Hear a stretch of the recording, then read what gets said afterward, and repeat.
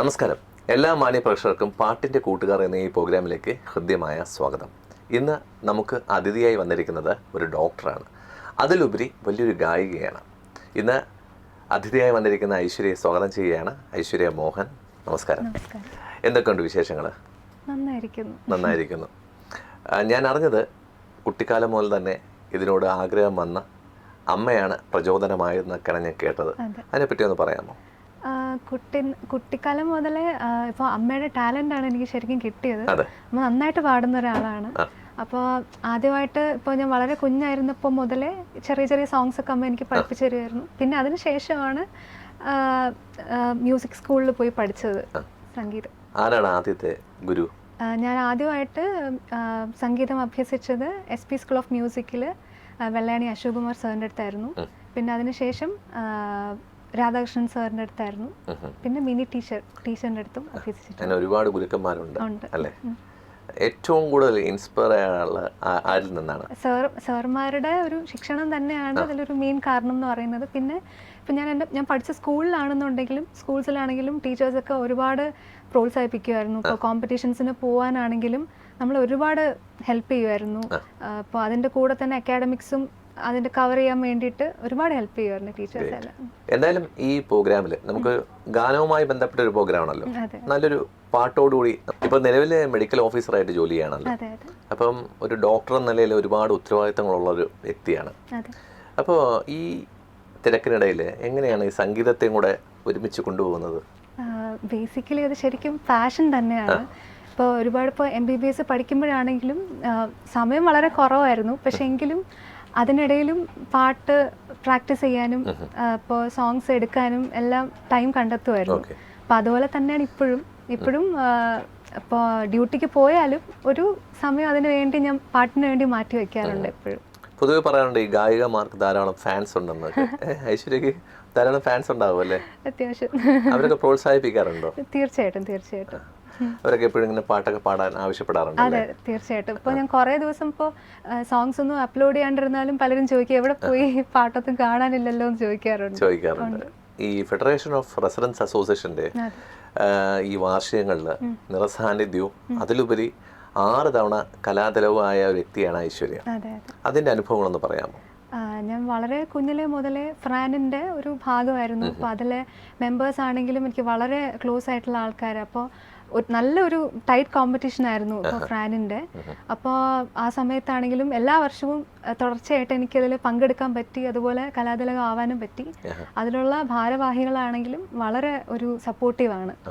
ഇപ്പോൾ അക്കാഡമിക്സിൻ്റെ കാര്യത്തിൽ പറയുമ്പോഴും ഇപ്പോൾ അതിലാണെങ്കിൽ പോലും അവർ നല്ല ഒരു പ്രോത്സാഹനമായിരുന്നു. പക്ഷെ നമ്മളൊരു ബേസ് വേണമല്ലോ.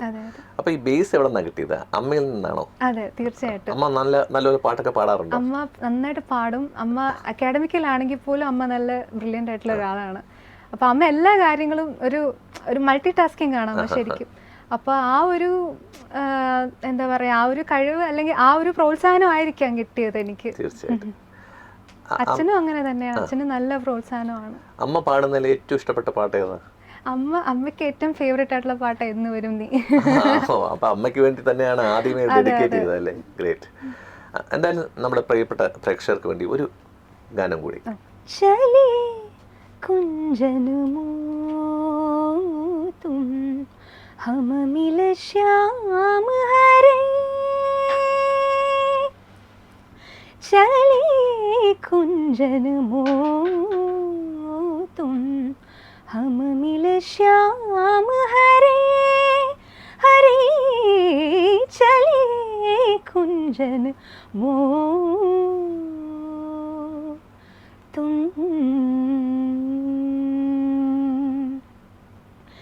देखो जमुना जमुना रे,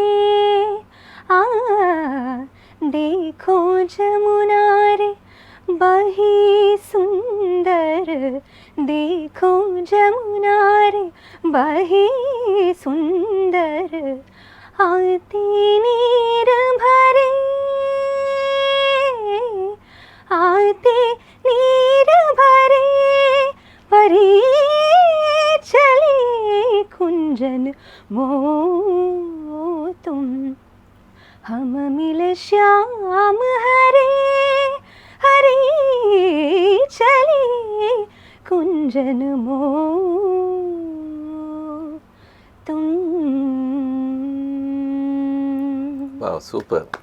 ഒരു ഗസൽ ടൈപ്പ് സോങ് ആണല്ലേ. ഇതാരാ പാടിക്കുന്നത് ശരിക്കും? ചിത്രാമ്മയാണ് പാടിക്കുന്നത്. ഞാൻ കേട്ടത് ശ്രേയ ഘോഷാലിന്റെ വലിയൊരു ആരാധികയാണെന്നാണ്. എന്തുകൊണ്ടാണ് അങ്ങനെ ഒരു ആരാധന? സാധാരണ നമ്മള് മലയാള ഗായകരോടാണ് പൊതുവെ, ഗായകന്മാരോടാണ് കൂടുതൽ ഒരു ഇഷ്ടം തോന്നുന്നത്. അതിലുപരി ഒരു അന്യ സംസ്ഥാനത്ത് നിന്ന് വന്ന് മലയാളത്തിൽ ഒരുപാട് സംഭാവനകൾ നൽകിയ ഒരു വ്യക്തിയാണ് ശ്രേയ ഘോഷാൽ. അങ്ങനെ ഒരു ആരാധന ഉണ്ടാവാനുള്ള കാരണം എന്താണ്? അതിൻ്റെ മെയിൻ കാരണം എന്ന് പറഞ്ഞാൽ ശ്രേയജിയുടെ ഒരു വോയിസ് തന്നെയാണ്. ഏത് സോങ്സ് എടുത്താലും ഭയങ്കര ഒരു പെർഫെക്ഷൻ്റെ ഒരു പീക്കാണ്. ഏത് സോങ് ആണെങ്കിലും, ഏത് ടൈപ്പ് ഓഫ് സോങ് ആണെങ്കിൽ പോലും. പിന്നെ അതുപോലെ തന്നെ ആ ഒരു പെർഫെക്ഷൻ, ഏത് റേഞ്ച് ആണെങ്കിലും അതേ ഒരു ക്ലാരിറ്റിയോടെ, അതുപോലെ തന്നെ ഒരു പേഴ്സണാലിറ്റി എനിക്ക് ഭയങ്കര ഇഷ്ടമുള്ള ഒരു വ്യക്തിയാണ്. ശരിക്കും ഒരു ഗായികയ്ക്ക് അല്ലെങ്കിൽ ഗായകന് ഒരു പേഴ്സണാലിറ്റി ഒരു പ്രധാന ഘടകമാണല്ലോ. തീർച്ചയായിട്ടും. ഈ ഗാനമേളക്കൊക്കെ പാടാൻ പോകാറുണ്ടോ? ഗാനമേളക്ക് അങ്ങനെ പോയിട്ടില്ല, കൺസേർട്ട്സ് ചെയ്തിട്ടുണ്ട്. ഒരിക്കലും മറക്കാൻ പറ്റാത്ത ഒരു കൺസേർട്ട് ഏതാണ്? എന്റെ ആദ്യത്തെ കൺസേർട്ടാണ് ആറ്റുകാൽ ദേവി ഭഗവതി ക്ഷേത്രത്തിൽ വെച്ചായിരുന്നു. അവിടത്തുള്ള ഒരു അനുഭവം ഒന്ന് പറയാമോ? കാരണം അങ്ങനെ വലിയൊരു ക്ഷേത്രാങ്കണത്തിലൊരു പരിപാടി അവതരിപ്പിക്കാൻ കിട്ടുന്നത് തന്നെ വലിയൊരു ഭാഗ്യമാണ്. അപ്പോൾ ഉണ്ടായൊരു എന്താണ് ആ ഒരു സന്തോഷത്തെ പറ്റി ഒന്ന് പറയാമോ? ഞാൻ ആറ്റുകാലമ്മയുടെ ഒരു ഭക്തയാണ്. അപ്പോൾ എനിക്ക് ഫസ്റ്റ് ഞാൻ ഒരിക്കലും പ്രതീക്ഷ ഒരു ടൈമിലായിരുന്നില്ല അത് കിട്ടിയത്. അപ്പോൾ എനിക്ക് തോന്നുന്നു 4th അങ്ങാണ്ട് പഠിക്കുമ്പോഴായിരുന്നു. അതെ, അപ്പോൾ ആ ടൈമിലായിരുന്നു ഞാൻ പാടിയത്. അപ്പോൾ പക്ഷെ ഒരു ഭയങ്കര ഒരു ഡിവൈൻ ഫീലിംഗ് ആണ് എനിക്ക് എപ്പോഴും ആറ്റുകാലിൽ പോകുമ്പോൾ. ഞാൻ സ്ഥിരം പോകുന്ന ഒരാളാണ്. അപ്പോൾ അവിടെ വെച്ചിട്ട് അമ്മയുടെ മുമ്പിൽ വെച്ചിട്ട് പാടാൻ പറ്റിയത് തന്നെ വലിയൊരു അനുഗ്രഹമായിരുന്നു എനിക്ക്. ശരിക്കും ആ സമയത്ത് ഏത് ഗുരുവിന്റെ കീഴിലായിരുന്നു പഠിച്ചുകൊണ്ടിരുന്നത്? 4ാം ക്ലാസ്സിലൊക്കെ ആയിരുന്ന സമയത്ത് ഞാൻ വെള്ളയാണി അശോകുമാർ സാറിന്റെ കീഴിലായിരുന്നു. ഇപ്പോഴും ഗുരുക്കന്മാരെ കാണാറുണ്ടോ? തീർച്ചയായിട്ടും കാണാറുണ്ട്. ഇപ്പം ദൂരദർശനിൽ 2005 സല്ലാപം എന്ന പരിപാടിയിലാണല്ലോ ആദ്യമായിട്ടൊരു TV ഷോ ചെയ്യുന്നത്. അവിടെ ഏത് ഗാനങ്ങളാ, ഏതുതരം പാട്ടുകളൊക്കെയാണ് അവതരിപ്പിച്ചത് ആ സമയത്ത്? അപ്പോൾ തീരെ കുട്ടിയായിരുന്നു, എനിക്കറിയാം. അപ്പം അവിടെ ഏതുതരം പാട്ടുകളൊക്കെയാണ് അന്നത്തെ ആ TV ഷോയിൽ അവതരിപ്പിച്ചത്? പണ്ട് മുതലേ എനിക്ക് കൂടുതലും മെലഡീസിനോടാ താല്പര്യം. അപ്പൊ അവിടെയും രാജസേനൻ സാറിന്റെ കൂടെ ആയിരുന്നു ഫസ്റ്റ് ഷോ. അതെ, 2005. അപ്പൊ അപ്പോഴും കൂടുതലും മെലഡി സോങ്സ് തന്നെയാണ് പാടിയത്.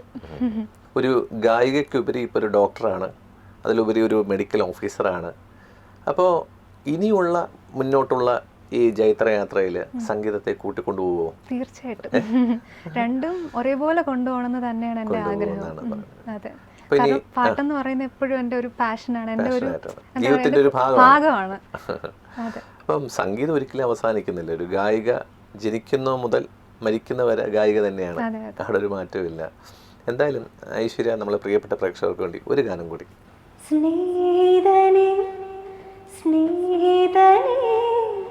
ரகசிய ஸ்ரீதனே சின்ன சின்னதாய் கோரிக்கைகள் செவி கூட ஸ்ரீதனே இதே அழுத்தம் அழுத்தம் இதே அழைப்பு அழைப்பு வாழ்வின் இல்லை வரை வேண்டும் வேண்டும் வாழ்வின் இல்லை வர வேண்டும் வேண்டுமே ஸ்நேகிதனே ஸ்நேகிதனே ரகசிய ஸ்நேகிதனே சின்ன சின்னதாய் கோரிக்கைகள் செவி கூட ஸ்நேகிதனே. നമ്മൾ സംഗീതത്തെ പറ്റിയൊക്കെ പറഞ്ഞല്ലോ, നമുക്ക് വീട്ടുവിശേഷങ്ങളിൽ നിന്ന് പോവാം. വീട്ടിൽ ആരൊക്കെ ഉണ്ട്? വീട്ടില് അച്ഛനും അമ്മയും ഞാനും. ഒറ്റ മോളാണല്ലേ? അപ്പൊ അതിന്റെതായ ഒരു ലാളനയൊക്കെ കിട്ടിയിട്ടുണ്ടോ എപ്പോഴും? ലാളനയുണ്ട്, പക്ഷെ സ്ട്രിക്റ്റ് ആണ്. ആരാണ് കൂടുതൽ സ്ട്രിക്റ്റ്, അച്ഛനാണോ അമ്മയാണോ? അച്ഛനാണ്. അച്ഛൻ എവിടെ വർക്ക് ചെയ്യുന്നത്? അച്ഛൻ ഇംഗ്ലീഷ് ഇന്ത്യൻ ക്ലാസ്സിൽ നിന്ന് റിട്ടയർ ആയി. അമ്മ ഗവൺമെന്റ് സ്കൂൾ അഡ്മിനിസ്ട്രേറ്റർ ആയിരുന്നു, അമ്മ റിട്ടയർ ആയി. അപ്പൊ രണ്ടുപേരും വളരെ ബിസി ഷെഡ്യൂളുള്ള ആൾക്കാരാണ്. അതിനിടയിൽ എന്തായാലും പഠിച്ചെടുത്തല്ലോ സംഗീതമൊക്കെ. അപ്പോൾ കൂടുതലും അമ്മയാണല്ലേ ഇൻസ്പയർഡ് ആയിട്ടുള്ള ഒരു വ്യക്തി എന്ന് പറയുന്നത്. അമ്മയെ കൂടാതെ വീട്ടിലെ അമ്മൂമ്മ, അങ്ങനെ അപ്പൂപ്പൻ ആരെങ്കിലും? പാട്ടൊക്കെ? സംഗീതവുമായി ബന്ധമുള്ള ആരെങ്കിലും ഉണ്ടോ? സംഗീതത്തിൽ അങ്ങനെയില്ല, അമ്മ ആരുമില്ല, തന്നെയാണ്. അമ്മ തന്നെയാണ്. ഞാനൊരു കാര്യം ചോദിച്ചോട്ടെ, ഇപ്പോൾ ഈ സംഗീതത്തെ ഈ വളച്ചൊടിക്കുന്ന ഒരു സമ്പ്രദായമുണ്ട്. നല്ല നല്ല പാട്ടുകൾ എടുത്ത് അതിനെ റീമിക്സ് ചെയ്യുക, അതിനെ ബീറ്റ് കൂട്ടുക, അങ്ങനെ ഒരു സമ്പ്രദായം ഇപ്പോൾ ഉണ്ട്. അതിനെപ്പറ്റി എന്താണ് അഭിപ്രായം? റീമിക്സ് ചെയ്യുന്നത് പ്രശ്നമില്ല, പക്ഷെ ആ ഒരു തനിമ നഷ്ടപ്പെടാണ്ട് ചെയ്യുന്നത്. പക്ഷെ ചില റീമിക്സ് കേൾക്കുമ്പോഴത്തേക്കും കുറച്ചും കൂടെ നല്ലതായിട്ട് തോന്നാം. പക്ഷെ എൻ്റെ ഒരു അഭിപ്രായമാണ് ഞാൻ പറയുന്നത്, ആ ഒരു തനിമ നഷ്ടപ്പെടാണ്ട് തന്നെ ചെയ്യുന്നത് നല്ലതായിരിക്കും. അപ്പം ഈ ജോലി തിരക്കുകൾക്കിടയിൽ സംഗീതത്തെ വളരെയധികം നന്നായി കൊണ്ടുപോകുന്നുണ്ട്. ഇനി ഭാവി ജീവിതം, ഞാൻ പറയുന്നത് കല്യാണം കഴിഞ്ഞ് ഒരാൾ വരുന്നു, അദ്ദേഹം പറയുകയാണ് സംഗീതം നിർത്തണമെന്നൊരു, ഞാൻ പറയാൻ പാടില്ലാത്തൊരു ചോദ്യമാണ്, സംഗീതം നിർത്തണമെന്നെല്ലാം പറഞ്ഞു കഴിഞ്ഞാൽ എന്തായിരിക്കും ഒരു അഭിപ്രായം? അങ്ങനെ പറയാത്ത ഒരാൾ വരട്ടെ എന്ന് പ്രാർത്ഥിക്കുന്നു അല്ലേ? Okay, great. പിന്നെ വേറെ എന്തൊക്കെയാണ് വിശേഷങ്ങൾ? ഇനി ഭാവിയിൽ എങ്ങനെയാണ്? എന്തെങ്കിലും ലക്ഷ്യം വല്ലതും ഉണ്ടോ? ലക്ഷ്യം ഇതിൻ്റെ ഹയർ സ്റ്റഡീസ് എന്തായാലും പോകുന്നുണ്ട്. MBBS കഴിഞ്ഞിട്ട് PGൻ്റെ എടുക്കുന്നുണ്ട്. അതിൻ്റെ കൂടെ തന്നെ പക്ഷെ ഒരിക്കലും പാട്ടൊരിക്കലും വിട്ട് കളയത്തില്ല. ഇതിലും എനിക്ക് എക്സ്പ്ലോർ ചെയ്യണം, കുറേ സോങ്സ് ചെയ്യണം, അങ്ങനെയൊക്കെ തന്നെയാണ് എൻ്റെ ആഗ്രഹം. രണ്ടും ഒരേപോലെ കൊണ്ടുപോകണം എന്ന് തന്നെയാണ് എൻ്റെ ആഗ്രഹം. ഞാൻ അടുത്തിടെ കേട്ടു, ഈ ശ്രീ ഗുരുവായൂരപ്പൻ എന്ന് പറയുന്നൊരു മനോഹരമായ സീരിയൽ, സൂര്യ TV യിൽ വന്നൊരു സീരിയലാണ്, അതിലൊരു ഗാനം ആലപിച്ചു എന്ന് പറഞ്ഞു. അതെന്താണ്? അത് സംസ്കൃത ശ്ലോകമായിരുന്നു. 7th പഠിക്കുമ്പോഴായിരുന്നു പാടിയത്, ശ്രീ ഗുരുവായൂരപ്പൻ സീരിയലില്. ഒരുപാട് നല്ല നല്ല ഗാനങ്ങളുണ്ട്. ഫേവറേറ്റ് സോങ് ആണ് അത്. കണ്ടു ഞാൻ കണ്ണനെ കായാമ്പൂവർണ്ണനെ ഗുരുവായൂരമ്പലനടയിൽ, കണ്ടു ഞാൻ കണ്ണനെ കായാമ്പൂവർണ്ണനെ ഗുരുവായൂരമ്പലനടയിൽ, രാജീവലോചനൻ എൻ്റെ കണ്ണൻ, അമ്പാടിപ്പൂനിലാവിൻ്റെ കണ്ണൻ, മണിമുരളികയൂതി എൻ്റെ മുന്നിൽ വന്നു നീ, പുൽകി നിന്നു നീ, കണ്ടു ഞാൻ കണ്ണനെ കായാമ്പൂവർണ്ണനെ ഗുരുവായൂരമ്പലനടയിൽ. ഗ്രേറ്റ്, അടിപൊളി, സൂപ്പർ. ഇതുപോലുള്ള ഡിവോഷണൽ സോങ്സ് ഒക്കെ ഇഷ്ടമാണോ? തീർച്ചയായിട്ടും ഇഷ്ടമാണ്. അങ്ങനത്തെ പാട്ടുകളൊക്കെ പാടാൻ പോകാറുണ്ടോ? പാടാറുണ്ട്. നവരാത്രി മഹോത്സവത്തിലൊക്കെ? നവരാത്രി സംഗീതോത്സവത്തിൽ മുന്നേ പാടിയിട്ടുണ്ട് കൈരളി ടിവിയിൽ. കൈരളി ടിവിയിൽ ഏതാണ്ട് ഒരു 1 വീക്കോളം അതിൻ്റെ എപ്പിസോഡ്സ് ഉണ്ടായിരുന്നു. അത് എനിക്ക് തോന്നുന്നു അത് കുഞ്ഞായിരുന്നു, 9th പഠിക്കുമ്പോഴായിരുന്നു അത് ചെയ്തിരുന്നത്, നവരാത്രി സംഗീതോത്സവം. ഇതിനിടയിൽ അമൃത ചാനലിലെ റെഡ് കാർപ്പറ്റിലും ഒരു നിറസാന്നിധ്യം ഉണ്ടായിരുന്നു ഞാൻ കേട്ടായിരുന്നു. അതിലെന്തായിരുന്നു എൻ്റെ അനുഭവം എന്ന് പറയാമോ? അത് ഒട്ടും പ്രതീക്ഷിക്കാത്ത ഒരു ചാൻസ് ആയിരുന്നു അത്. ശരിക്കും സ്വാസിക ചേച്ചിയായിരുന്നു അതിലേക്ക് ഇൻട്രൊഡ്യൂസ് ചെയ്തത്. അപ്പോൾ അങ്ങനെ ദുർഗ ചേച്ചിയായിരുന്നു ഗസ്റ്റായിട്ട് വന്നിരുന്നത്. അപ്പോൾ അന്ന് 2 സോങ്സ് എനിക്ക് പാടാൻ പറ്റി. ഒന്ന് കണ്ണാളനെ എന്നുള്ള സോങ്ങും പിന്നെ ഏ ജിന്ദഗി ലതാജിയുടെ സോങ്, 2 സോങ്സ് ഞാൻ പാടിയിട്ടുണ്ടായിരുന്നു. അപ്പോൾ അത് വളരെ നന്നായിരുന്നു ആ ഷോ.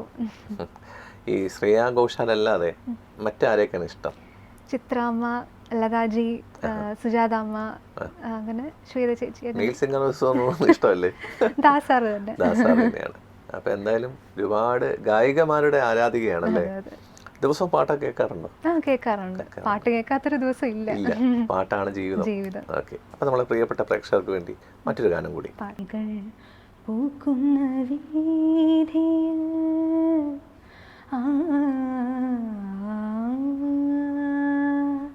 ഗ്രേറ്റ്. ഈ ഫെഡറേഷൻ ഓഫ് റെസിഡൻസ് അസോസിയേഷൻ്റെ ഈ പരിപാടി അല്ലാതെ മറ്റേതൊക്കെ പരിപാടികളിലായിരുന്നു പങ്കെടുത്തിട്ടുള്ളത്? സ്കൂൾ കലോത്സവത്തിനെല്ലാം പോയിട്ടുണ്ടായിരുന്നു, സ്റ്റേറ്റിലാണെന്നുണ്ടെങ്കിലും. പിന്നെ ISROൻ്റെ കോമ്പറ്റീഷൻസ് ഒക്കെ ഉണ്ടായിരുന്നു, അതിലും വിന്നറായിരുന്നു. പിന്നെ കുറേ കോമ്പറ്റീഷൻസ് എല്ലാ വർഷവും കൂടുതൽ അത് തന്നെ ഉള്ളത്.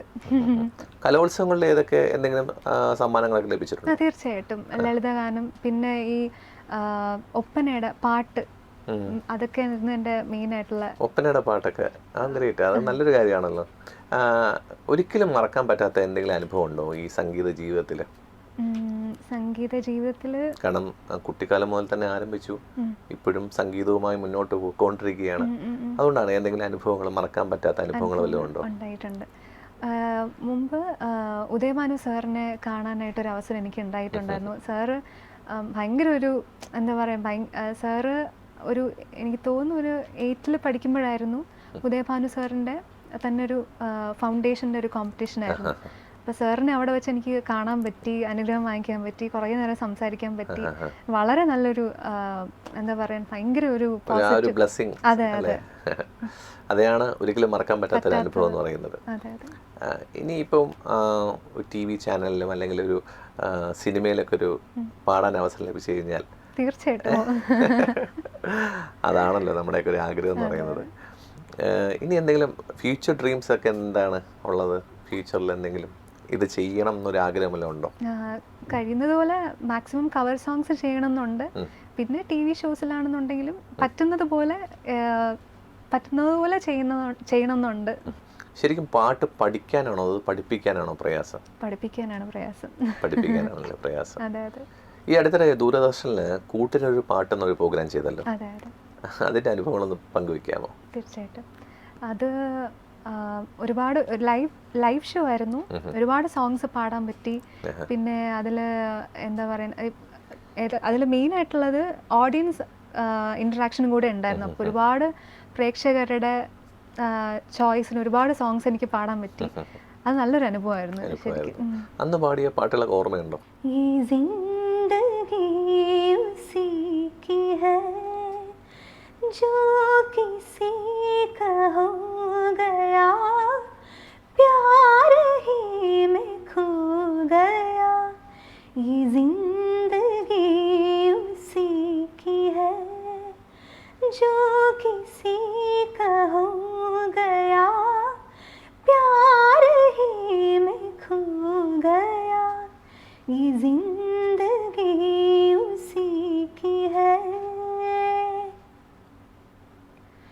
जो दिल यहाँ न मिल सके मिलेंगे उस जहान में जो दिल यहाँ न मिल सके मिलेंगे उस जहान में खिलेंगे हसरतों के फूल जाके आसमान में ये जिंदगी चली गई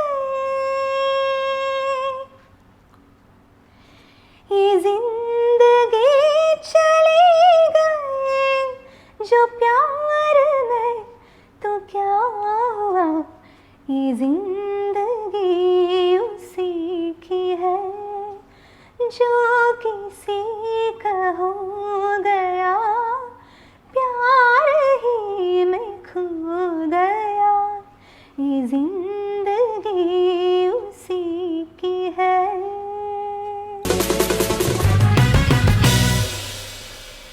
ഞാൻ ഒരു ആസ് എ ഡോക്ടർ ഞാൻ ചോദിച്ചോട്ടെ, ഈ മ്യൂസിക് തെറാപ്പി എന്ന് ഞാൻ കേട്ടിട്ടുണ്ട്. പല അസുഖങ്ങൾക്കും മ്യൂസിക് വളരെയധികം പ്രയോജനം ചെയ്യുന്നുണ്ടെന്ന് ഞാൻ കേട്ടിട്ടുണ്ട്. അതിനെ പറ്റി ഒന്ന് പറയാമോ, ഈ മ്യൂസിക് തെറാപ്പിയെ പറ്റി? തീർച്ചയായിട്ടും. നമ്മളെപ്പോഴും അപ്പോൾ എപ്പോഴും ഒരു അസുഖത്തിൻ്റെ അല്ലെങ്കിൽ എന്ത് കണ്ടീഷൻ ആണെന്നുണ്ടെങ്കിലും ഒരു ക്യൂർ എന്ന് പറയുന്നത് മെഡിസിൻ്റെ മാത്രമല്ല, നമുക്കൊരു മനസ്സിൻ്റെയും കൂടെ ഒരു സാന്നിധ്യമാണത്. നമ്മൾ എന്ത് മരുന്ന് കഴിച്ചാലും അത് നമ്മൾ ഇത് നമുക്ക് ക്യൂർ ചെയ്യാൻ പറ്റും, അല്ലെന്നുണ്ടെങ്കിൽ അങ്ങനെ ഇതോടെ എൻ്റെ അത് പൂർണ്ണമായിട്ടും എനിക്കിത് സുഖപ്പെടാൻ പറ്റും എന്നുള്ളൊരു വിശ്വാസത്തോടെ നമ്മളത് കഴിച്ചാലേ അതിന് ഇരട്ടിയായിട്ടുള്ളൊരു ഇഫക്റ്റ് ഉണ്ടാവത്തുള്ളൂ. അപ്പോൾ മ്യൂസിക് എന്ന് പറയുമ്പോൾ സ്വാഭാവികമായിട്ടും നമ്മളെ ഏറ്റവും കൂടുതൽ ഇൻഫ്ലുവൻസ് ചെയ്യാൻ പറ്റുന്ന ഒരു കാര്യമാണ് പാട്ടെന്ന് പറയുന്നത്. നമുക്ക് എപ്പോഴും ഒരു പോസിറ്റീവ് എനർജി കൊണ്ടുവരാനും നമ്മുടെ എല്ലാ ഒരു എന്താ പറയുക, നമ്മളെ ഒരു ഇപ്പോൾ എത്ര സ്ട്രെസ്ഡ് ആയിട്ടിരുന്നാലും ഒരു പാട്ട് കേൾക്കുമ്പോൾ നമ്മൾ ഭയങ്കര കാമാവും. അതെ, അപ്പൊ അത് തന്നെയാണ് അതിന്റെ മെയിൻ ആയിട്ടുള്ള ഒരു കാര്യം എന്ന് പറയുന്നത്. അങ്ങനെ ഏതെങ്കിലും പേഷ്യൻസ് ഒക്കെ ചോദിച്ചിട്ടുണ്ടോ, ഡോക്ടർ രണ്ടുപേരും പാടി എല്ലാ അസുഖവും മാറുമോ? തീർച്ചയായിട്ടും പറഞ്ഞിട്ടുണ്ട്, പാടിക്കൊടുത്തിട്ടുണ്ട്. ഞാനൊരു ഫണ്ണിയായിട്ട് ചോദിച്ചതേ ഉള്ളൂ കേട്ടോ. അങ്ങനെ ഏതെങ്കിലും ഒരു പേഷ്യന്റ് പറഞ്ഞിട്ട് പാടിയ വരികളല്ലോ ഓർമ്മയുണ്ടോ? കാത്തിരുന്നു കാത്തിരുന്നു പുഴമെലിഞ്ഞു കടവൊഴിഞ്ഞു കാലവും കടന്നു പോയി വേനലിൽ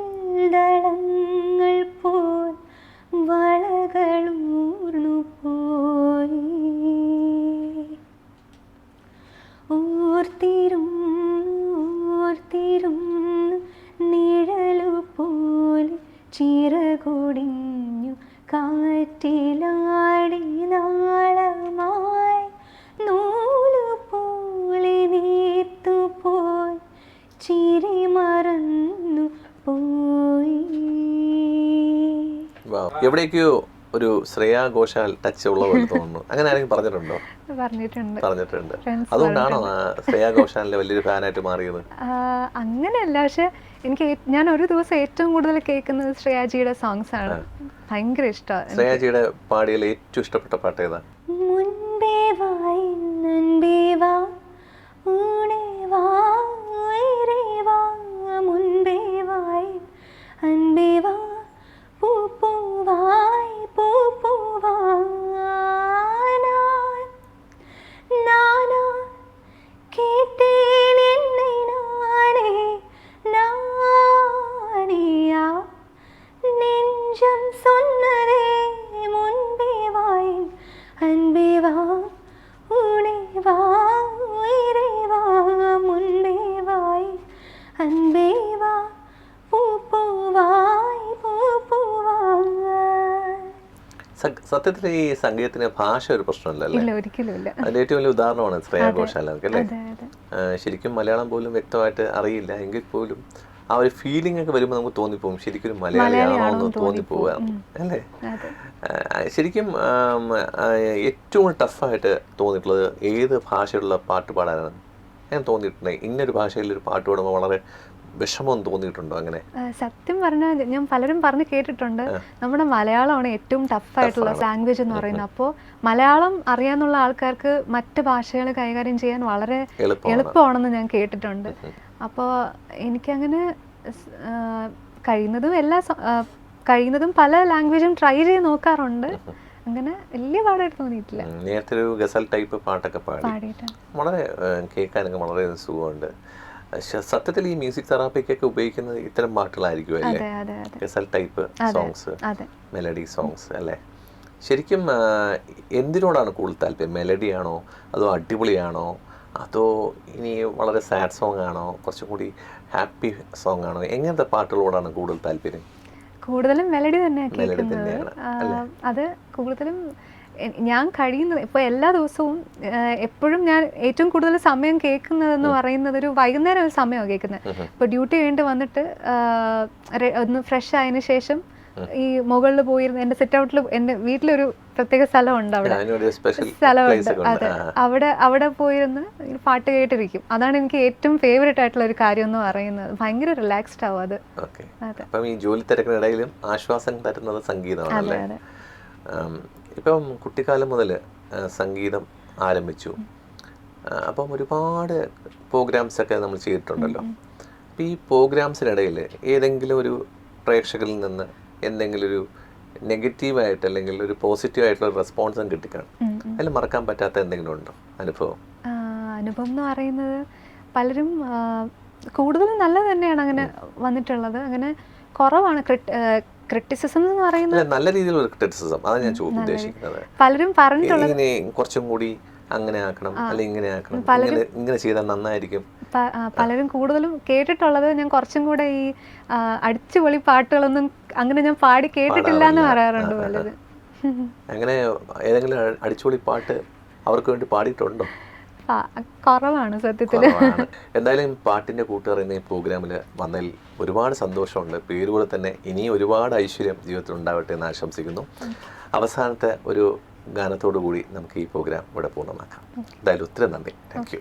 കേശാദിപാദം തൊഴുന്നേ കേശവ കേശാദിപാദം തൊഴുന്നേ പീലിച്ചുരുൾ മുടിയും നീലത്തിരുവുടലും ഭാലത്തൊടു കുറേയും താണത്തൊഴുന്നേ കേശാദിപാദം തൊഴുന്നേ കേശവ കേശാദിപാദം തൊഴുന്നേ. പാട്ടിന്റെ കൂട്ടുകാർ ഇവിടെ പൂർണ്ണമാവുകയാണ്. അടുത്ത ആഴ്ച മറ്റൊരു അതിഥിയുമായി വീണ്ടും കണ്ടുമുട്ടാം.